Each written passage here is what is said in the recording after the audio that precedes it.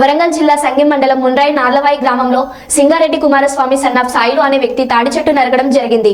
తాడి చెట్టు మడత శ్రీనివాస్ అనే గీతా కార్మికుడు మొదటి మిద్ద మీద తాడి చెట్టు తీసుకుని కళ్ళు కోసం పడ్డుతాడు గీయడం జరిగింది.